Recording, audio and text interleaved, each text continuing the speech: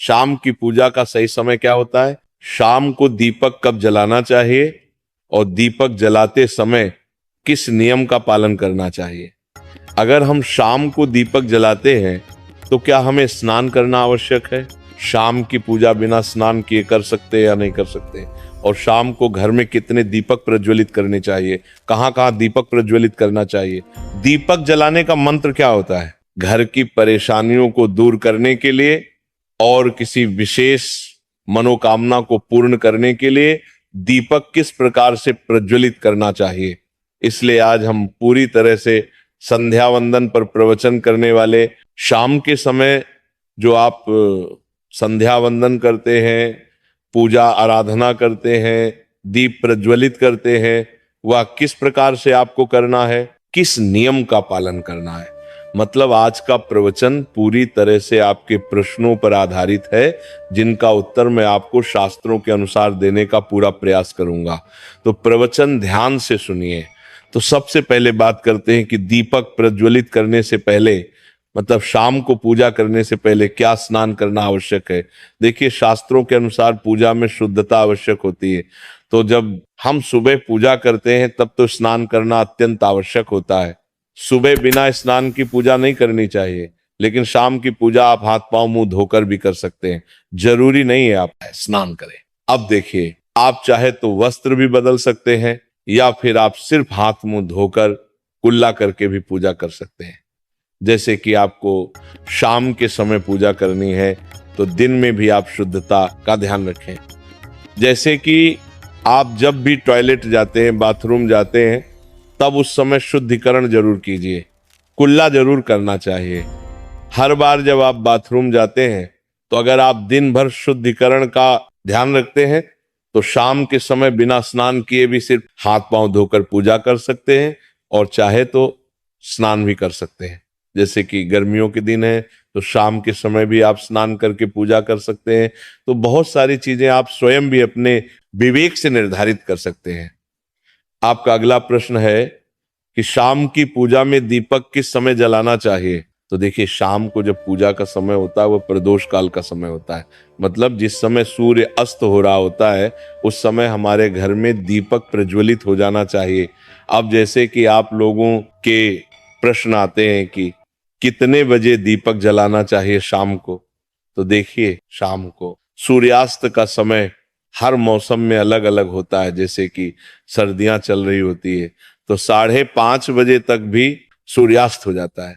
जैसे गर्मियों का मौसम है तो 6:30 से लेकर 7 बजे तक ऐसे ही सूर्यास्त का समय होता है।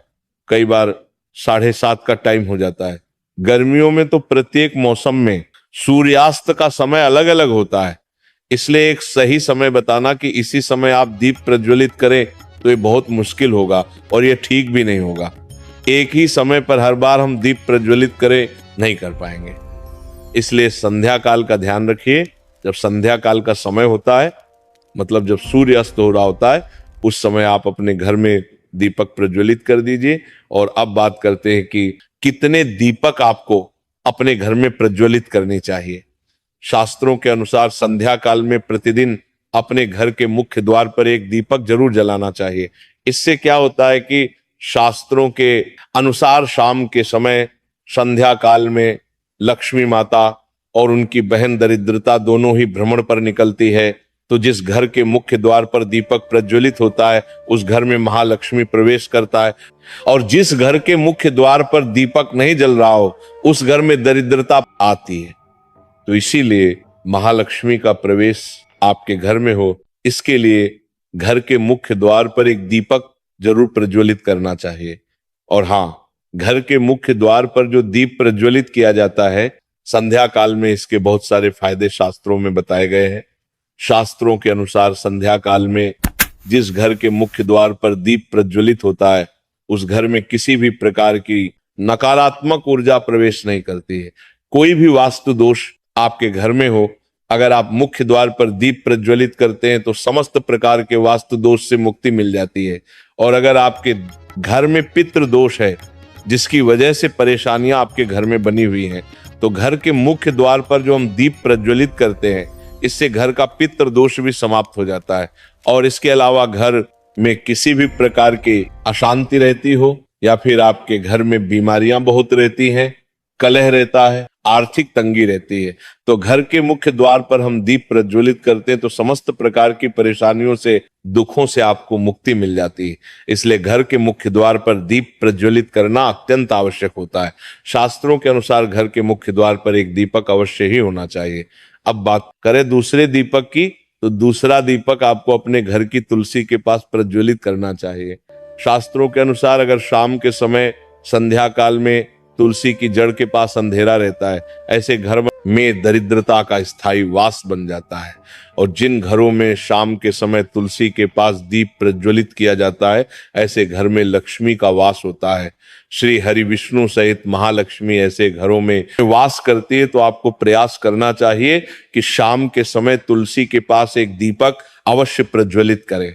अब बात करें अगले दीपक की, तो शाम के समय अपने घर के ईशान कोण में, मतलब जहां पर भी आपने अपने घर का मंदिर बनाया हुआ है, उसी स्थान पर घर के मंदिर में एक दीपक अवश्य प्रज्वलित कीजिए। 2-3 दीपक आपको प्रतिदिन जरूर प्रज्वलित करने चाहिए। और अगर आप तीनों दीपक प्रतिदिन प्रज्वलित करते हैं तो विश्वास रखिए आपके घर की बहुत सारी परेशानियां स्वयं ही समाप्त हो जाती हैं। और अब बात करते हैं अगले प्रश्न के बारे में, जो आप लोगों के हमेशा प्रश्न आते हैं कि दीपक किस चीज से प्रज्वलित करना चाहिए। सरसों का तेल डाल सकते हैं या नहीं, या फिर तिल के तेल का प्रयोग करना चाहिए, या फिर शुद्ध गाय के घी का, किस चीज से हम दीपक प्रज्वलित करें। तो देखिए, शास्त्रों के अनुसार सरसों के तेल का दीपक हर जगह प्रज्वलित नहीं करना चाहिए। सरसों का तेल कड़वा तेल कहा जाता है। इस तेल का दीपक हम प्रज्वलित करते हैं शनिदेव के लिए। अगर आप दीप दान करते हैं शनिवार के दिन, तो आपको सरसों के तेल का दीपक प्रज्वलित करना चाहिए। और आप चाहे तो जैसे कि पीपल का वृक्ष होता है, वहां पर भी सरसों के तेल का दीपक प्रज्वलित करना चाहिए। या फिर भैरव देवता होते हैं, उनके लिए भी सरसों के तेल का दीपक प्रज्वलित किया जाता है। इसके अलावा कहीं पर भी सरसों के तेल का दीप प्रज्वलित करने की बात शास्त्रों में नहीं कही गई है। शास्त्रों के अनुसार किसी भी देवता के निमित्त जो हम दीप प्रज्वलित करते हैं, उसमें गाय का घी डालकर ही प्रज्वलित करना चाहिए। अब देखिए, ऐसे समय में जबकि गाय का शुद्ध घी नहीं मिल पाता है, तब हमें क्या करना चाहिए।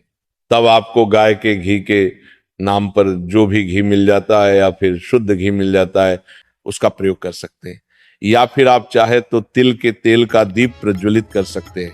तो प्रतिदिन जो आप दीपक प्रज्वलित करते हैं अपने घर में, चाहे आप घर के मुख्य द्वार पर प्रज्वलित करें या फिर तुलसी के पास प्रज्वलित करते या फिर घर के ईशान कोण में प्रज्वलित करते हैं, तो सभी दीपक आप तिल के तेल या शुद्ध घी का प्रज्वलित करें। और जब आप दीपक प्रज्वलित करते हैं, जैसे कि मुख्य द्वार पर ज्योति प्रज्वलित करेंगे या फिर तुलसी के पास दीप प्रज्वलित करते हैं या फिर घर में जो दीप प्रज्वलित किया जाता है, तो एक चीज का ध्यान रखना चाहिए, कभी भी दीपक को सीधे जमीन पर नहीं रखा जाता है। दीपक रखते समय प्रतिदिन दीपक के नीचे थोड़ा सा आप चाहे तो चावल रख सकते हैं या फिर आप चाहे तो थोड़े से पुष्प रख सकते हैं।